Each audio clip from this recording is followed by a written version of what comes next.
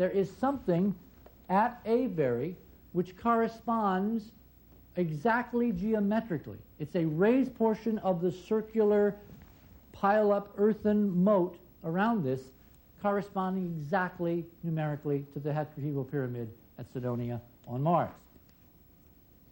And when we do this, get this, we take the grid latitude from Carl of the pyramid, of the Avebury circle, all right, grid longitude, we get its grid vector, and what does the grid vector turn out to be? It turns out to be, hold on to your hats, the average between really 2.7182828282 and the tetrahedral ratio E, the sphere tetrahedron ratio of 2.72069 to 1.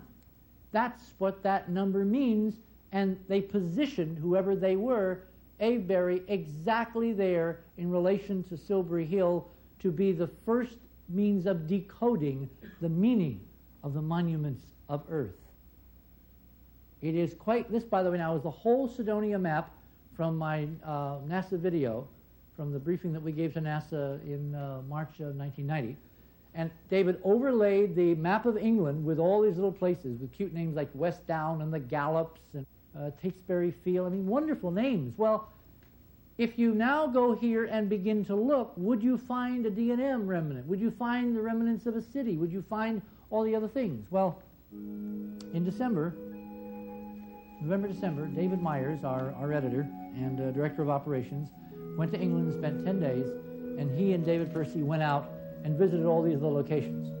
And the story of what they found is our result, because it looks like we may have the ultimate Earth-Mars connection in Silbury and Avebury and Cydonia. It looks like we may have a Cydonia 2, point for point, grid line for grid line, and perhaps object for object right here on Earth. Now, in hindsight, if we have a global matrix saying there was contact, somebody knew something, and there was some connection at some point in our dim past, does it not stand to reason that part of that memory emplacement of objects and the matrix would actually involve an actual scale model? There's a lot of work to be done. We are not claiming at the moment that we have proven this hypothesis, but we're certainly claiming that there is one heck of a circumstantial case which in future years is going to be pursued, all right, because the only way we're ever going to get to the bottom of it is if we in fact go and drill and bring geologists, but the photographs and the overview that these two gentlemen secured last winter is profound and provocative, and maybe ushering in a new era in the investigation of the monuments of Mars. What we have been dealing with is a mystery that is safely, in most cases, in the past. Ancient Martian ruins, ancient structures around the Earth, a linking grid, but all terming itself history or prehistory. In the last several years, beginning in 1975, which ironically is the year we went to Mars, and continuing on an ascending curve of complexity and numbers, there have been appearing in the fields all around central England, but mostly in a huge equilateral triangle centered around Stonehenge, Avebury, Silbury Hill area, these things: crop circles, the glyphs in the crops. And there has been a tremendous amount of controversy over who was doing them. Why are they being done? Are they hoaxes? Are they natural phenomena? Are they meteorological vortices? Are they electrified winds? Are they merely aberrations of some kind of planet gone mad? Here is a circle that appeared, I believe, last year early. Look at this, all right? Would it surprise you to know that we think it is an exact analog to Avebury, including the fact that this line points west, and when you do that properly, these two circles are 19.5 off north-south? Would it surprise you to know that this circle, which appeared right outside Stonehenge, is trying, obviously, to tell us something about a relationship to what we now know is exquisite math and geometry encoded here, and maybe something encoded there? Would it surprise you to know that on July 17th, this thing appeared outside a place called Barbary Castle, which is overwhelmingly tetrahedral? And we have now, over the last 8-9 months, through a whole bunch of people who can't be here, like Colette Dowell, who not only is doing the math to understand this, but also put together the art exhibit you see over in the south lobby of the Secretariat, and who cannot be here today because of illness, but is certainly with us in spirit. Would it surprise you to know that as you begin to look at the specific numbers and angles of this circle, that we find exact correspondences in the angles and constants and relationships in the D&M at Cydonia on Mars? And that those correspondences extend to subtleties whereby if you connect the centers of the outlying circles, this one goes just a bit beyond, you wind up with 19.5 and 22.5, which of course is the tetrahedral geometry, the tilt of the face-off north, and when you take that center circle and you do this with it, which corresponds to latitudes, you wind up with 69.4, 52, 49.6, 45, 22.5, 19.5, and you divide 45 by 52, and that's what you get, E divided by pi. In other words, this circle, and this is now another level of analysis that Colette has done, embodies in its fine structure the hypertetrahedron, the so-called five-cell projection of mathematicians like Coxeter and others who've been doodling for the last 100 years. The lines connecting these things bend at exactly the right places. They inflect, saying almost like one of those Lincoln log things where if you put it together this way, the figure that it's supposed to be will pop out of the matrix, and lo and behold, there you will have the clue to what they're trying to say. Now, of course, the problem is that nothing like this should be possible. If you take the same inflection points and you build your tetrahedron, you invert them like so, all right? You wind up with the double tetrahedron, and then you wind up with the beginnings of, from this figure, and this figure alone, if we knew nothing more, two geniuses who confound all geniuses of all time. Because with nothing more than a ruler and a bent pin and an old foggy hat and a string on a board, they are able to do, they say, what none have been able to figure out for the last 10,000 years. Would it surprise you to know that I seriously doubt that Doug and Dave can even spell tetrahedron?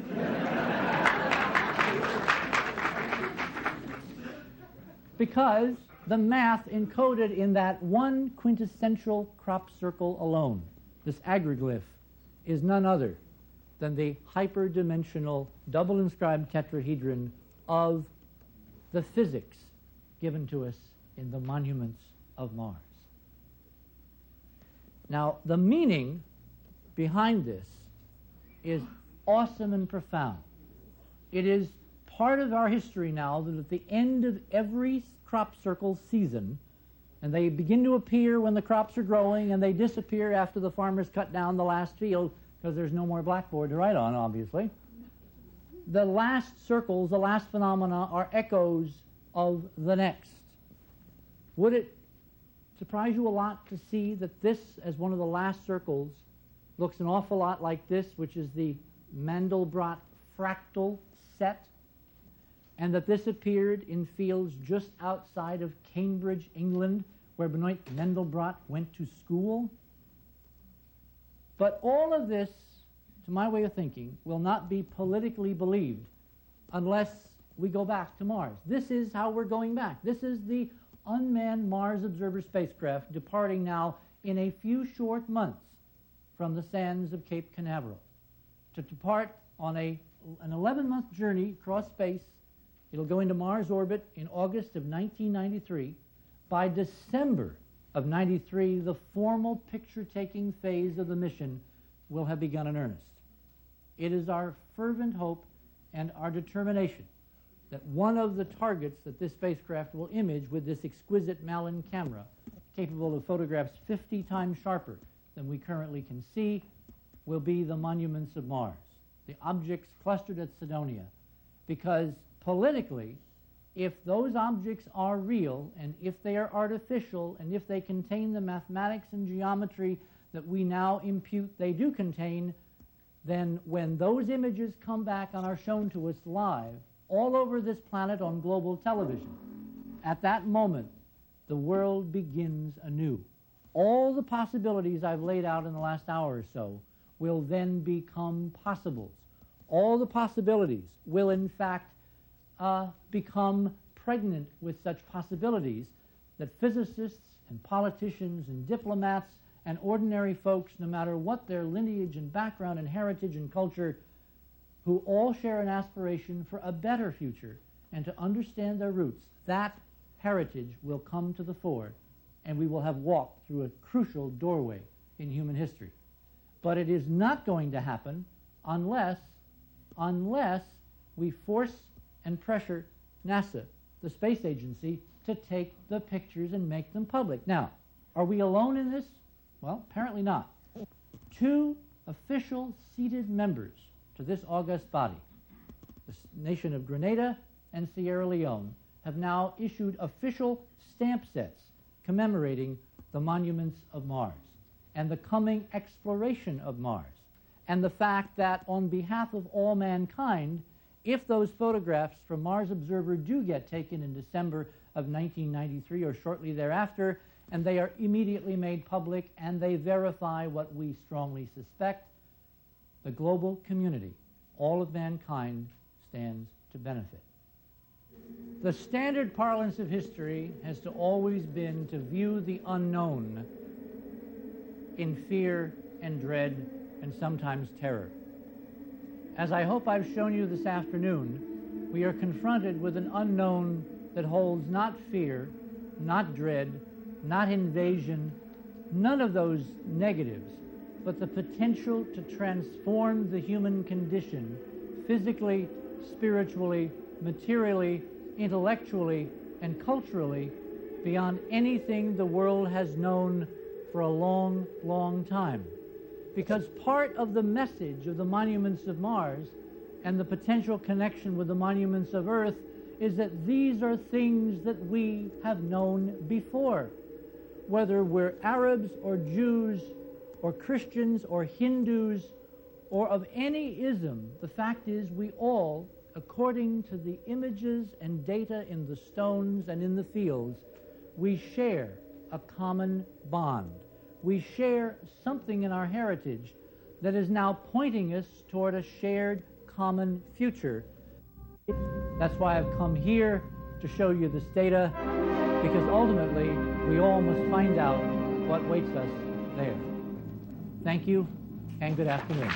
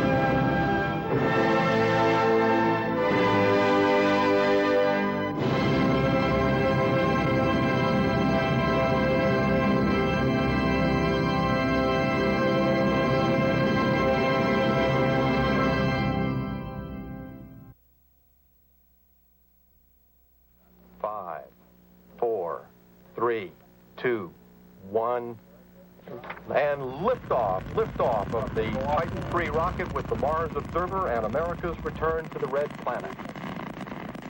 On September 25th, 1992, we finally headed back to Mars.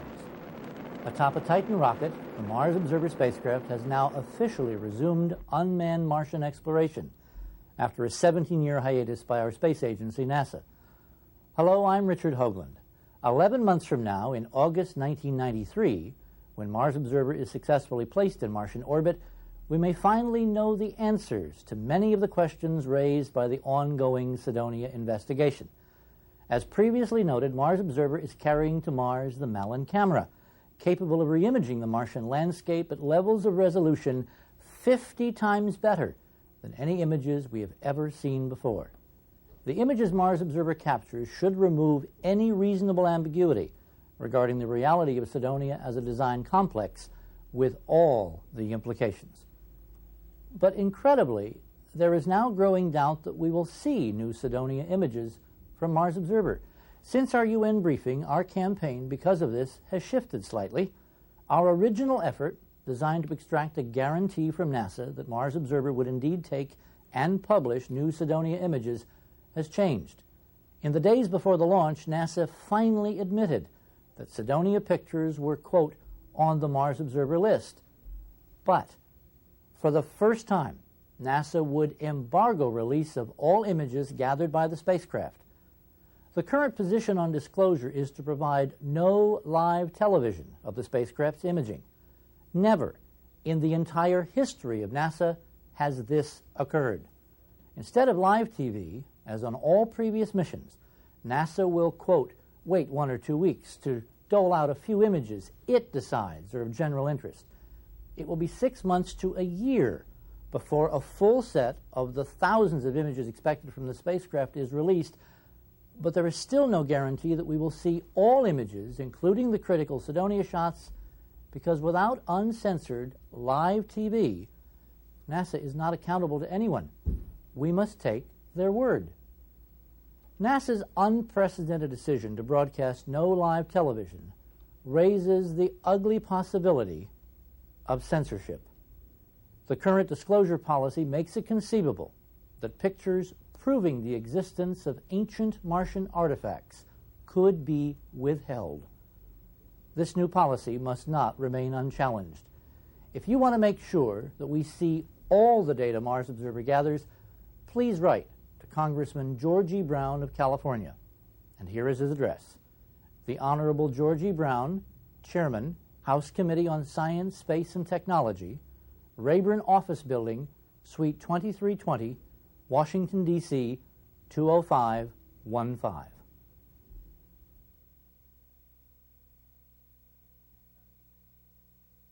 Since our UN presentation in February of 1992, our continuing investigation has turned up something quite remarkable. Hard evidence of existing technology, apparently based on the same new physics I outlined at the UN. The technology you're about to see is an extraordinary example of capabilities which must exist if the hyperdimensional physics we've decoded through Cydonia is right. The video we are about to show you was shot by your friendly local neighborhood space agency, NASA, and comes to you courtesy of Don Ratch, an independent investigator who acquired the original footage from the live NASA satellite transmission. Don took the first hard look at what this video actually shows. The sequence begins aboard the Discovery Space Shuttle, rolled over on its side and flying wings forward into the pre-dawn darkness of September 15, 1991. The shuttle is in orbit 355 miles above the Earth, just passing Rangoon, Burma, that brilliant collection of city lights below. Discovery Houston, while you're looking at Orion, we're getting a pretty tremendous light show. We're looking at the lightning on the Earth. Yeah, I was looking at that myself, and looks like we're coming up on sunrise. 10 minutes later, it passes over Surabaya on the island of Java, heading southeast for the coastline of Australia. The shuttle is flying toward dawn at slightly under 18,000 miles per hour. The dotted yellow line on our computer plot marks sunrise on the Earth's surface. Everything to the right of this line is in daylight. Everything to the left is still in night. To orient you, the glowing curved line, unevenly dividing the dark upper right portion of your screen from the larger gray tone portion to the lower left, is the airglow layer of our atmosphere. It begins about 40 miles above the surface of the Earth and dissipates at an altitude of approximately 60 miles. Don't confuse this glowing line with the actual solid horizon of the planet, indicated on the NASA video by the little electronic registration marker at the upper left. This real horizon is slightly darker, opaque, 40 miles below. That's the actual Earth's surface. Remember, the shuttle is flying 355 miles above that surface about 300 miles in airless space above the airglow. Now pay attention to your screen at the top center. You will see a dot of light appear and begin to move from right to left. Watch carefully. The dot will turn hard right in apparent response to a brief flash from the lower left.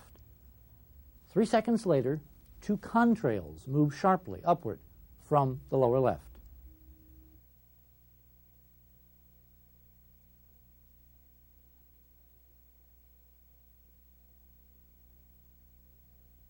In my opinion, the NASA shuttle video you have just seen is among the most extraordinary pieces of footage in television history.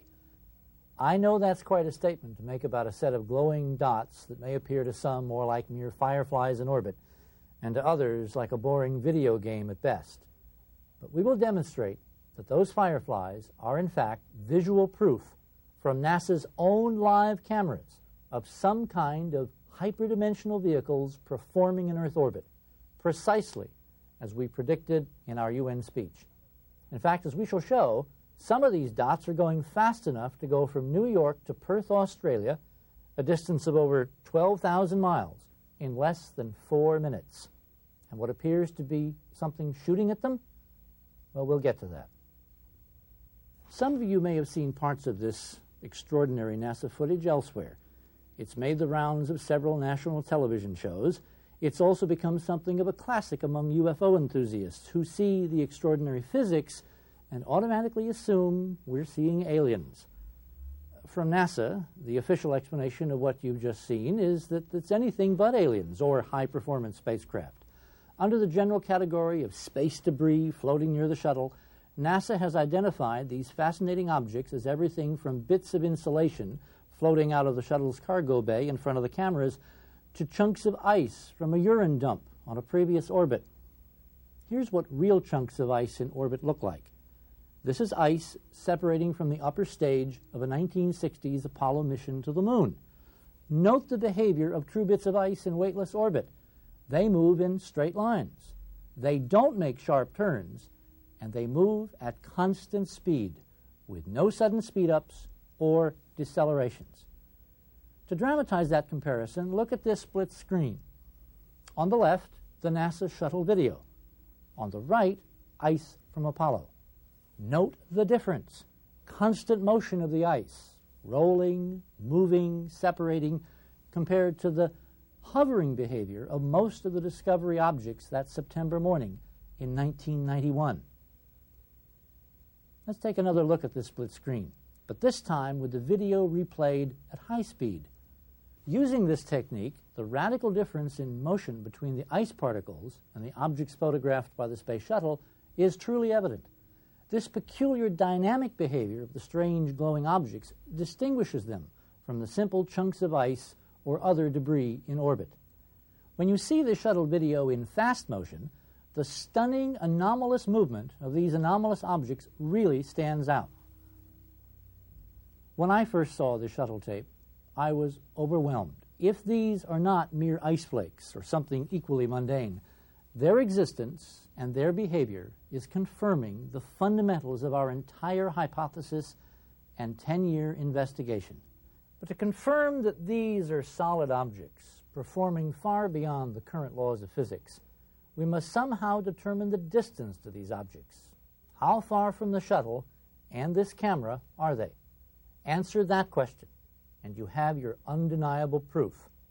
Put another way, if we can prove that these objects we are seeing are in the atmosphere, then they have to be at least several hundred miles from the shuttle's camera. To see ice or other debris at that distance, it would have to be bigger than the shuttle itself. Because the shuttle video is two-dimensional, a flat TV screen, at first there appears to be no way to determine the critical depth of what we're seeing, how many feet or miles or thousands of miles these objects may be in front of the camera lens. To determine actual speeds and velocities and accelerations, we must have this crucial third dimension, distance. Several experts who have seen the shuttle sequence, both inside and outside NASA, say it's impossible to determine the distance of any of the objects from the camera given only the information presented on the video. Here's why they're wrong. The physical horizon of the Earth is the distance reference visible throughout the entire NASA video. The fact that one key glowing object seems to come up over that horizon was to us a vital clue to the possible importance of this fixed reference point in space to solving the entire distance problem from the shuttle. So let's look at our video again in close-up. Pay careful attention to what I call the target object, which now suddenly pops on, then moves smoothly to the left. Its behavior is exactly like something suddenly popping into view by coming over the physical, very opaque horizon of the Earth. Let's take another look at that. If we can prove that that's exactly what we're seeing, then this simple fact, if we can establish that it is a fact, automatically fixes the object's distance in relation to the shuttle as the distance to that horizon, and the airglow 40 miles above it. Simple high school geometry, once we know the orbit altitude, automatically determines the distance to this glowing limb. The answer is 1,713 statute miles. Now let's make a second observation. At the peculiar flash, the dot immediately turns hard right and undergoes extreme acceleration, heading upward on our two-dimensional TV screen across the airglow limb. This limb, which we have just established is some 1,700 miles from the space shuttle, physically marks the boundary between the upper atmosphere and airless space. At the precise moment that our object crosses this bright limb, it dims out as if someone was turning down a light. Could there be a physical connection? If the object's brightness is somehow dependent on the atmosphere itself to support its brilliant glow, then physically, on leaving such an atmosphere, the object might indeed behave as we are seeing. This second observation, then, is a completely separate piece of evidence, strongly supporting that the glowing object we are seeing is at the physical horizon of the Earth, in the atmosphere, some 1,700 miles from the shuttle's TV camera. If the glowing dot were only debris lit by sunlight, as NASA flatly argues, the object's sudden upward motion must make it brighter because it's flying into growing daylight. Instead, the dot grows dimmer, consistent with a much more distant physical location, because the Earth's horizon, 1,700 miles behind the shuttle, is still in total darkness. Does this finally prove that our dot is physically in the atmosphere at the Earth's horizon? Almost, but not quite. The proof came from the Analytical Sciences Corporation in Reading, Massachusetts, courtesy of my colleague and co-investigator on this problem, Dr. Mark Carlotto. You might recall it was Mark's imaging techniques and fractal analysis which has provided the substance of much of the Cydonia investigation. Using state-of-the-art computer technology, taking the NASA video apart literally frame by frame, Mark developed the conclusive evidence to complete our case. The proof involves something that so far we haven't talked about. In fact, as far as we know, no one's discussed this in any of the video presentations of the data. If you look carefully at the monitor, you'll see that in the upper right-hand portion of the screen, in that area of space, that dark, dark background, there are glowing things, glowing dots. These dots are stars, light years, literally, beyond the horizon and beyond the Earth itself. Those dots are moving downward because the shuttle is moving toward you in Earth orbit, and basically the stars are setting behind the atmosphere of Earth. If we look carefully at those glowing dots, we see that we can match the trails over very long periods of time, 10, 20 minutes, and they do not change direction. At the flash, this peculiar brightening of the television screen that we've been examining now for some time, what we see after the flash is that those star trails continue to move down unchanged. NASA's explanation for the flash is that you're seeing a thruster firing aboard the shuttle. If this were true, The thruster firing would change the attitude of the entire shuttle and therefore the direction of the setting stars. Since this does not occur, this cannot be the explanation for what we've been observing. The other reason the stars are important has to do with what Mark discovered in terms of comparing their brightness to our little dot. What I have here is a little simulation of our object. And what I'm going to do is to move it down behind this simulation of the Earth as it appeared that night in orbit far above our planet. Way out there, some 1,700 miles away, is our space shuttle. If I bring this glowing object down representing starlight, notice what occurs.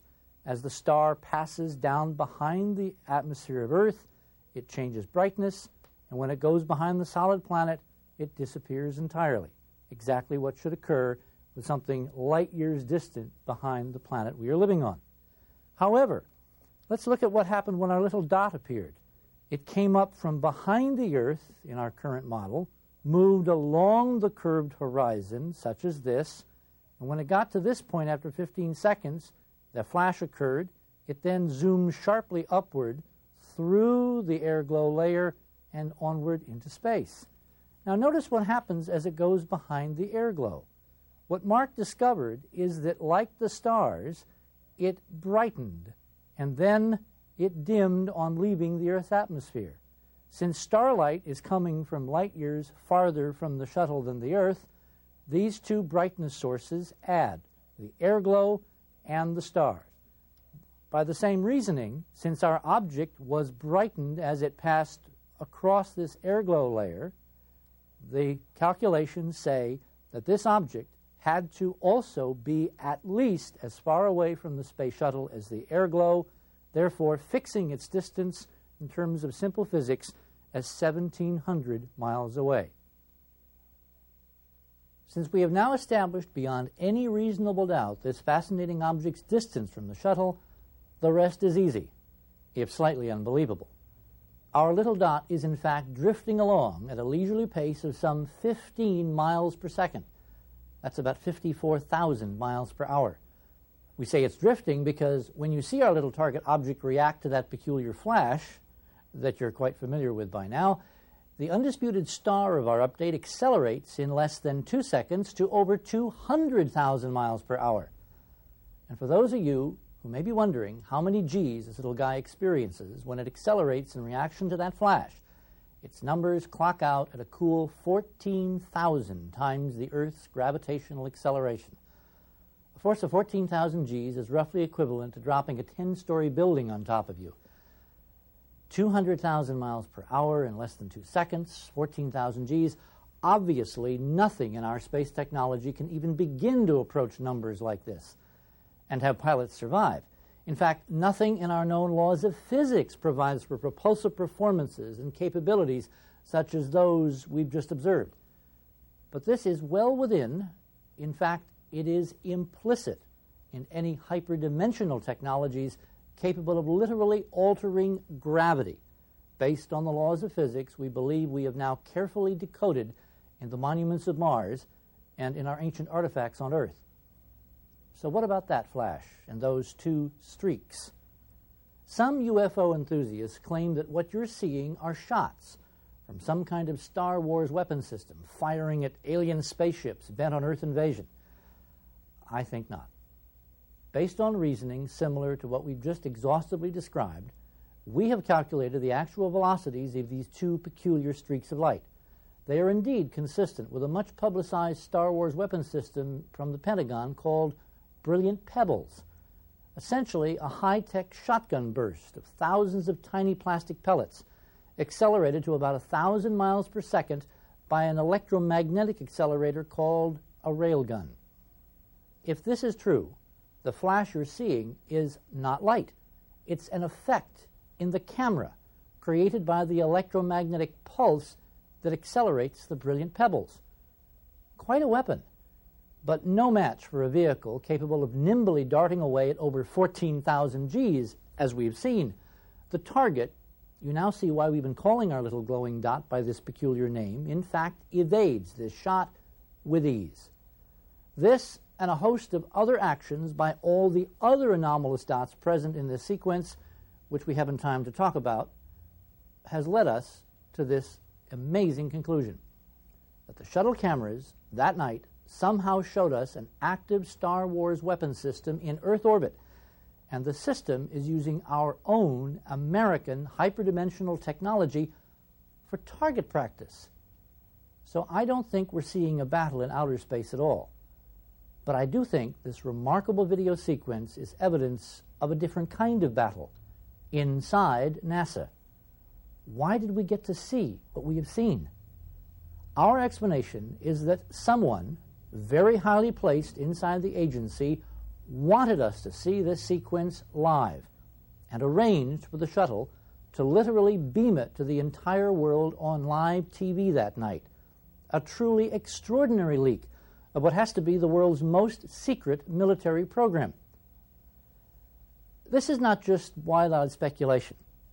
There is a document which was uncovered in the 1980s, declassified by the Air Force from the Wright-Patterson Technical Library in Ohio, that in fact reveals in the 1950s, for approximately 10 or 20 years, this nation, all the major aerospace companies were engaged in research on electrogravitic technology.